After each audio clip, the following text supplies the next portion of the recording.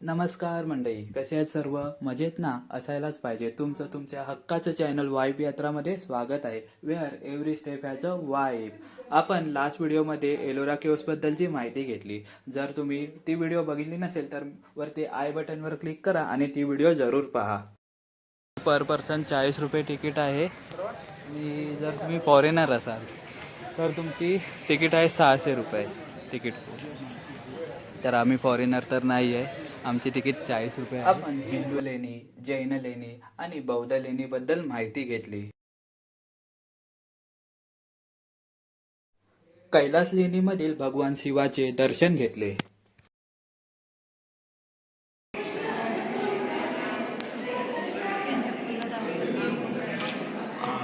विश्वकर्मा लेणीमध्ये देखील बुद्धांचे स्मारक पाहिले आणि इथे आवाज कसा घुमतो हे पण पाहिले.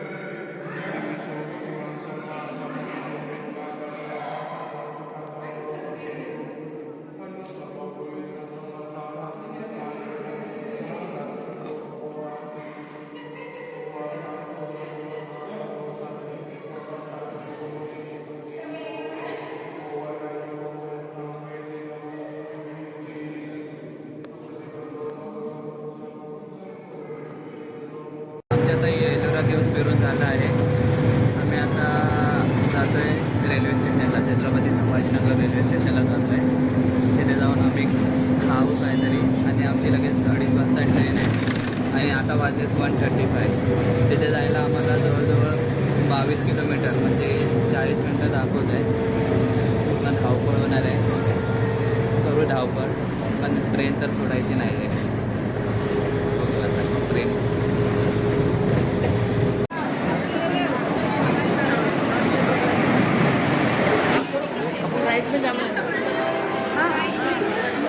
सर आगे बढ़ो सर। सामान ज्यादा आराम से जाएंगे। नहीं भैया हमारा भी ठीक आहे 30-31 एक नंबर. मला आवडली ही आमची सीट भेटलेली आहे आम्हाला. सुपर. दोघांना एक सीट आरामात असं बसलेलो आहे. जेवणाची सोय झाली. इथे आम्ही जेवण करू शकतो. काय आणलेलं असेल ते काय खाऊया आम्ही इथे. माझा तर तसा उपवास आहे. आता मी झोपून जाणार आहे. खूप दमलो आहे. 3 तास पुढचे पूर्ण झोपून जाणार आहे.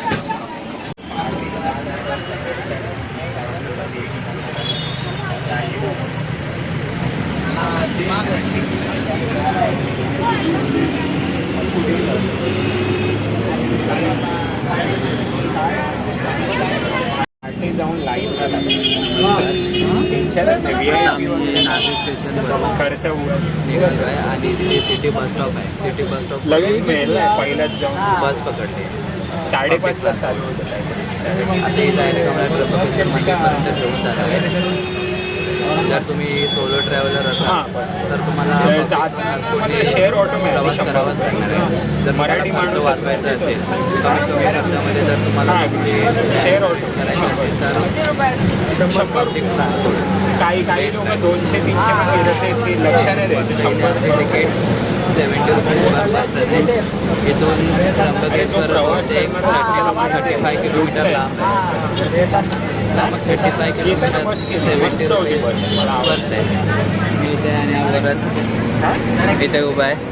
इथे पण त्याचं डिस्कशन चालू आहे बसमध्ये. पेट्रोल पंप माहिती बाबा पेट्रोल पंप तिथे सोडतात. बरोबर एक. नमस्कार मंडळी, गुड मॉर्निंग. आता सकाळचे 3:41 झालेत आणि आम्ही काल रात्री जेव्हा रूम बुक केली, जशी रूम बुक केली, जेवण केलो आणि झोपून गेलो. पण त्याआधी आम्ही त्र्यंबकेश्वरला जाऊन बघितलं की कधी काय जायचं असतं, किंवा लाईन लावायची असते. तर आम्हाला असं कळलं आहे की तिथे लाईन 3:30 वाजल्यापासून सुरू होते. 3:30 ते 4 वाजल्यापासून सुरू होते. इथून ते मंदिर जास्त नाही, 150-200 मीटर अंतरावर आहे. तर आम्ही आता सकाळी उठलो आहे 3 वाजता, फ्रेश झालो आहे आणि डायरेक्ट मंदिराकडे जातो आहे.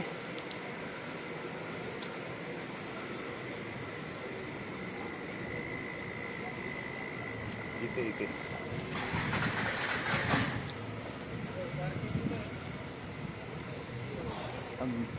जाऊन बघूया मंदिराकडे केवढी लाईन झाली केवढी लाईन नाही झाली. आम्ही जेवढ्या लगेच जाऊ तेवढे आपल्याला दर्शन लवकर भेटणार आहे. त्यामुळे आपण लवकर जायचं आहे. इथून सरळ सरळ चल. पार्टी आमचे सर्व कुत्रे होते लाईन लावलेले होते. राईट. पण सरळ जायचं जेव्हा कुत्रे असे उभे असतात तेव्हा सरळ जायचं. त्यांच्याकडे कधी काही बघायचं नाही नाहीतर ते आपल्या पाठी लागतात.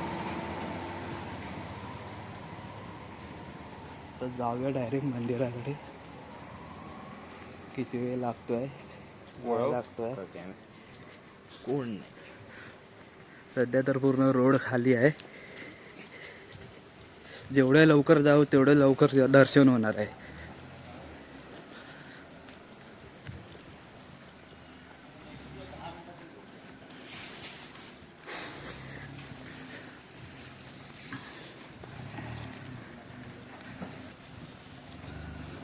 तर जातो मी सरळ. तुम्हाला नंतर मग दाखवीन कसं काय करायचं आहे ते.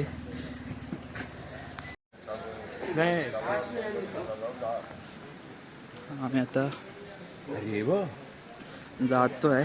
तर सरळ जाऊन बघतोय तर आम्हाला तिथे लाईन लागलेली दिसते. थोडा पुढे लाईन दिसते. तर आता आपण डायरेक्ट लाईनमध्ये जाऊया.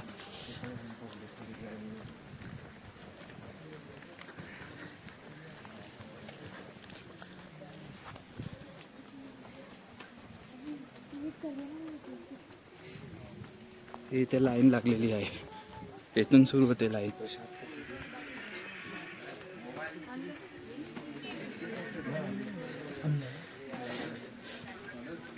बघा ही इथून सध्या एवढी लाईन सुरू झालेली आहे. एक इथून लाईन सुरू होते.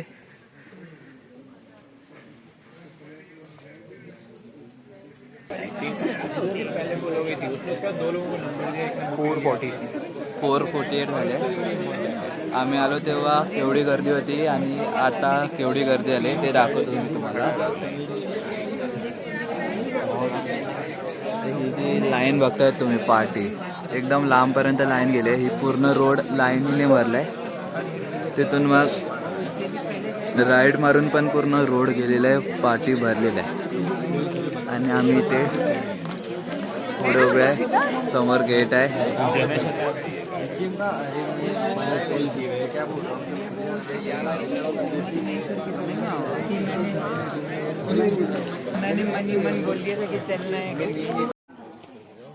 नमस्कार मंडळी.